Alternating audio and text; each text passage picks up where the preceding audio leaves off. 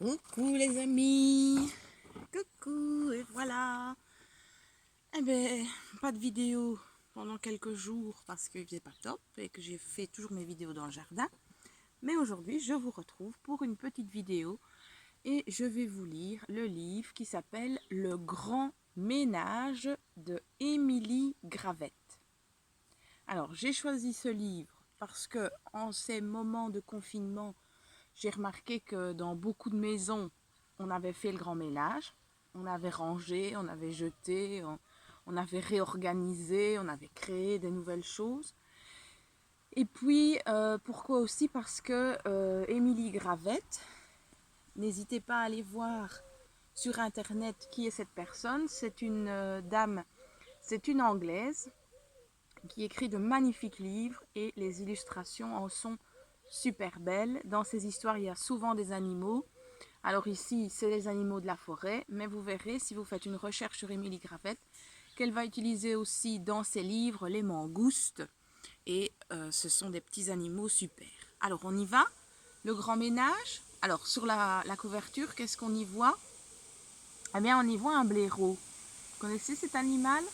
Le blaireau, il fait partie de la forêt. Et on voit en effet, il jette ses déchets à la poubelle. On est parti. Ça commence avec l'image de la forêt. Et si vous regardez, cette forêt, elle est calme. Tiens, est-ce que vous voyez comme moi? Il y a quand même des choses bizarres dans cette forêt. Regardez cette brosse là dans l'arbre. Une brosse pour les toilettes, nettoyer les toilettes. Tiens, dans l'arbre, est-ce que vous voyez? Une autre brosse. Et puis là, vous connaissez cet oiseau? Il fait partie de nos jardins. C'est un des oiseaux qui a un chant qui n'est pas toujours très agréable à entendre. C'est la pie. Très bien. Et donc, on est dans la forêt. Mais on remarque que dans la forêt, il y a des ustensiles pour nettoyer. Le grand ménage. Au plus profond de la forêt vit Benoît le blaireau, qui taille, qui range, frotte et astique à grandes eaux. Il lisse les corolles de chaque fleur, une à une, puis coupe celles qu'il juge importunes. Voilà, je te présente Benoît, c'est le blaireau, et il passe son temps à astiquer, nettoyer. Il va même nettoyer les corolles des fleurs, donc les fleurs, et il va couper celles qui sont fanées. Et donc, avec son air sympathique, c'est Benoît. Et Benoît, il brosse le renard dans le sens du poil, il l'étrille des oreilles à la queue, il démêle les nœuds, il ôte les brindilles. Il astique les oiseaux, du plus petit au plus gros. Brossage du bec pour tous, puis plongeons dans la mousse. Regarde, il s'occupe de la forêt, mais aussi des habitants de la forêt. Et si tu remarques, il nettoie, il brosse le renard avec le hérisson. Et puis il s'occupe des oiseaux. Ils font la file, les oiseaux, tu vois. Ils font la file. Alors on a une chouette qui est déjà dans le bac à eau. On a, je ne sais pas si c'est une corneille, le pigeon, relapi. Et puis on a un tout petit oiseau qui est là, qui est aussi dans ton jardin. C'est le rouge-gorge. Il ramasse le moindre bout de bois. Il aspire, il balaye, il nettoie. Il frotte les pierres, les astiques, les récures et les briques. Ça fait peut-être penser un peu parfois à tes parents quand ils se mettent à faire le ménage de la maison. Donc tu vois, il a un aspirateur et on a le renard qui le regarde un peu pensif. On a le lapin qui est là, qui l'observe. Et notre ami le blaireau, Benoît, il nettoie. Et quand tombe une feuille, soudain, eh bien oui, le rythme des saisons est là. Regardez, c'est l'automne. Le renard regarde inquiet les arbres. Tout le monde, il y a le pigeon aussi qui regarde les arbres.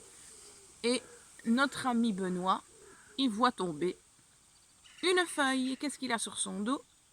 Un sac. Eh bien, qu'est-ce qu'il va faire, Benoît? À votre avis? Qu'est-ce qu'il va faire quand toutes ces feuilles vont commencer à tomber? Regardez, il est là. Il va donc les ramasser. Parce qu'évidemment, ça l'embête qu'il y ait des feuilles au sol. Il sort, Benoît, les grands moyens. Pourtant, il n'est toujours pas satisfait. Les arbres nus ont l'air échevelés, si loin de son monde idéal. Alors Benoît prend une décision radicale. Donc Benoît, il a ramassé toutes les feuilles. Regardez tous les sacs poubelles. Il a ramassé toutes les feuilles de la forêt. Et maintenant, les arbres sont nus. Et ça ne lui plaît toujours pas. Qu'est-ce qu'il va décider de faire alors? Il décide alors d'arracher tous les arbres. Oh là là, regarde. Il arrache tous les arbres de la forêt. Alors évidemment, les animaux sont perturbés. On a la taupe là qui s'enfuit. L'oiseau qui était dans l'arbre qui doit s'envoler. On voit également ici la chouette qui est perturbée, l'écureuil. Donc il fait très peur à tous les animaux et il retire tous les arbres.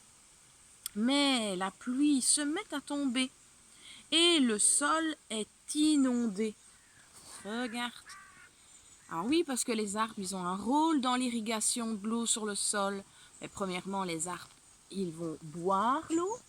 Et puis avec leur système de racines, ils vont permettre à l'eau de rentrer dans le sol. Plus les animaux, cette petite taupe qui s'enfuit, elle fait des galeries dans le sol. Et donc, elle fait des galeries pour l'eau aussi s'infiltrer. Et là, il n'y a plus d'arbres, donc l'eau reste sur la terre. Et donc, il doit se mettre dans un petit bateau parce qu'il pleut, il pleut.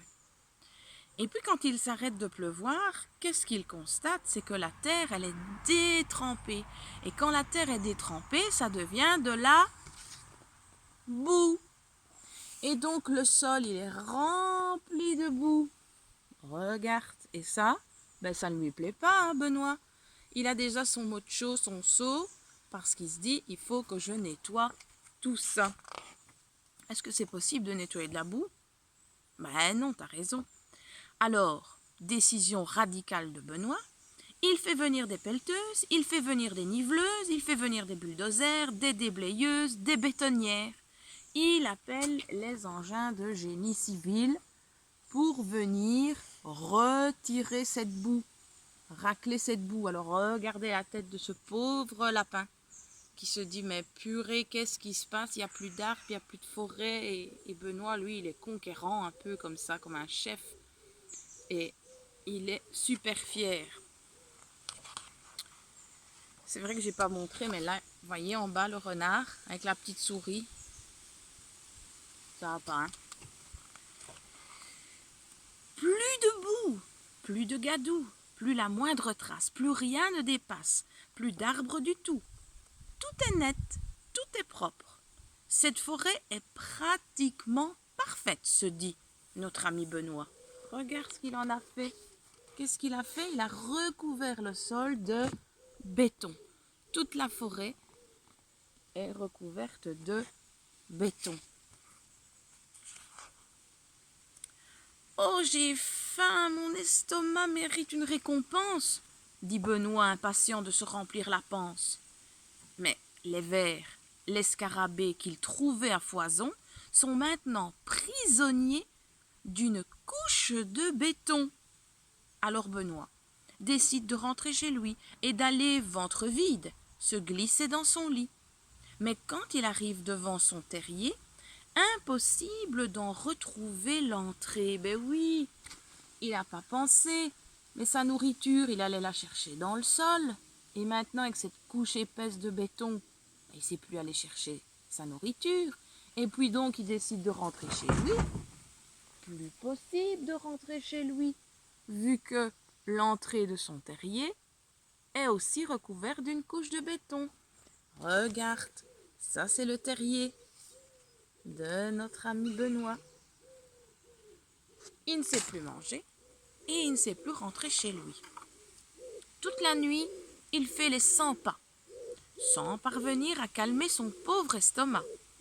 Plus éveillé que jamais, il s'allonge dans sa bétonneuse et se met à réfléchir. « J'ai fait une bêtise honteuse, dit-il. Alors là, c'est le moment où il se rend compte de ce qu'il a fait. Alors, c'est bien de nettoyer, ok, c'est bien d'avoir sa maison propre, mais il ne faut pas non plus que ça devienne à l'extrême. Tu le vois dans la bétonneuse? Et donc, il se rend compte qu'il a fait une grosse bêtise. Alors, le lendemain, à la première heure, il essaie de réparer son erreur. Et ça, c'est chouette. Parce que quand on fait une bêtise, le fait déjà de se dire j'ai fait une bêtise, c'est déjà très bien de s'en rendre compte. Mais en plus, c'est très bien parce que on essaie de la réparer. Et donc, il casse tout le béton. Et regarde les animaux, ils s'empressent pour venir l'aider. Regarde la force de cette souris qui se dit « Ah non, moi je ne veux plus de ce béton ». Et les animaux arrivent de toutes sortes pour lui prêter main forte. Ah oui, tous les animaux, ils se disent « Oh patate, il faut qu'on vienne l'aider ». Ils enlèvent le béton, ils remettent, ils replantent des arbres, ils aident Benoît à reconstruire la forêt. Parce que les animaux, ils étaient dans le même cas, ils ne savaient plus se nourrir, ils ne savaient plus vivre. La forêt, doucement, retrouve son allure d'antan, en moins ordonnée peut-être, en moins propre qu'avant. Quant à Benoît, il s'engage à faire de gros efforts. Mais parviendra-t-il à contrôler sa manie, à ton avis? Et donc les arbres, regarde, c'est le printemps, ils ont poussé, et Benoît, il a mis cette fameuse brosse qui était au début dans l'arbre, dans la poubelle. Il a dit, bon voilà, on a la mésange qui est revenue dans la forêt, et ils font un pique-nique. Et regarde notre renard, et il est tout ébouriffé puisque on ne l'a plus jamais nettoyé, le lapin est là, l'écureuil. Mais penses-tu réellement que le blaireau va pouvoir arrêter d'être maniaque sur la propreté? Regarde, est-ce que tu vois ce qu'il a derrière son dos? Une brosse et, moi j'appelle ça un pitchit. Ben oui, parce que qu'est-ce qu'il a? Il a une idée dans sa tête, c'est de renettoyer notre renard. Donc malheureusement, notre ami Benoît, on dit c'est la nature qui revient. Et regarde même ici à la fin, il ressort son aspirateur et il est en train d'aspirer les mots de la fin du livre. Pourtant, il a fait quand même des efforts. Regarde, il a mis à la poubelle ses ustensiles de nettoyage et les lapins ont récupéré les gants pour les mettre sur leur tête. Ils sont assez comiques. Et notre forêt redevient, regarde l'écureuil comme il est heureux, redevient splendide et heureuse. Et voilà notre ami Benoît. C'était le grand ménage d'Émilie Gravette. Alors j'espère que ce livre t'a plu. Donc c'est important si de faire quand même parfois du ménage, de se mettre en ordre. Alors moi je pense à ton bureau. Mets-le en ordre quand même, puisque quand on a un bureau rangé, dans sa tête c'est rangé aussi. Mais il ne faut pas en arriver à l'extrême, être complètement maniaque non plus. Parce que regarde, après ça nous joue des tours. Et puis deuxième leçon, quand on se rend compte qu'on a fait une erreur, c'est déjà très bien de dire voilà, j'ai fait une erreur. Et puis l'important, c'est d'essayer de la réparer ou de ne plus la faire. Je te souhaite une excellente journée. Je te propose de te retrouver pour la prochaine vidéo avec quelques phrases du grand ménage et on fera peut-être une petite dictée. Belle journée, gros bisous à vous tous, à bientôt!